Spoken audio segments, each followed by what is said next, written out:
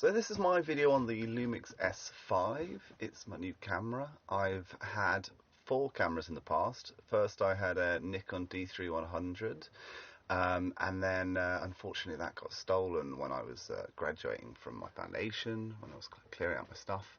Then I got, I think, another D3100 and I had that for a few years, and then I left it on a train, and then after that I got the Lumix GX8, which I have still got to this day, and it's a good camera, but I've just now invested in this S5 because I really want to boost the quality of my footage.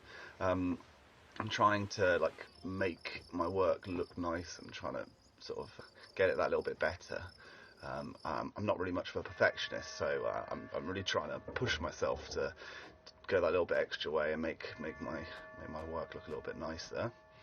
I've had it for a couple of weeks. Since getting it, it's been there've been lots of little things that have gone on. Constant anxiety that the camera sucks and I made the wrong decision. First, I had a problem using the highest recording quality setting, the 422 color L10-bit recording option. But basically I was importing it onto my computer, and when I tried to import it into DaVinci Resolve, it just wouldn't drag into the record timeline, and it also was having some problems playing on my laptop.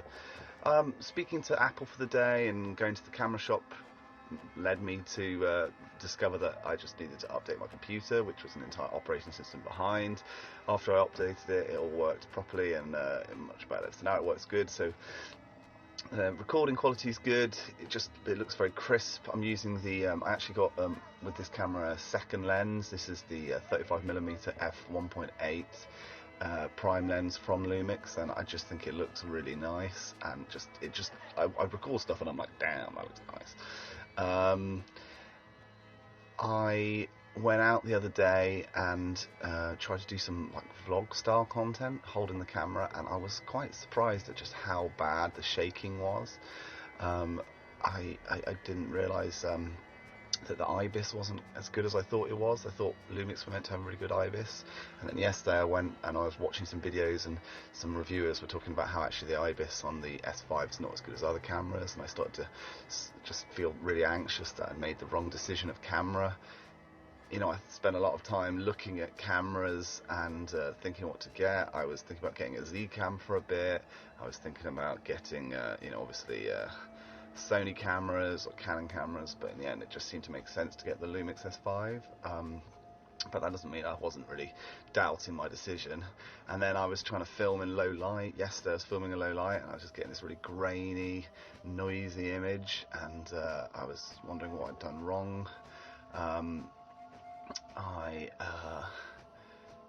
don't know. I had a bit more of a look round, and I realised that maybe it's because I was filming in Vlog, and it's better not to film in Vlog in low light. I'm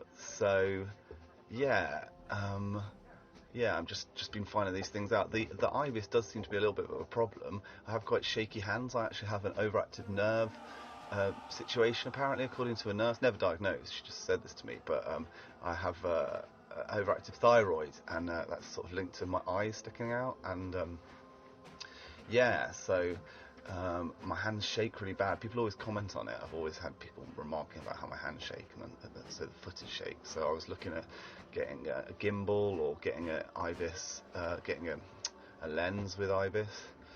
I don't know. Anyway, just still feeling my way through the camera. It's been just a really sort of quite intense couple of weeks of feeling a lot of buyer's remorse, guilt, fear that I've made the wrong purchase of camera. It was quite an expensive camera, and I sort of would feel quite a lot of fear about spending so much money on one thing.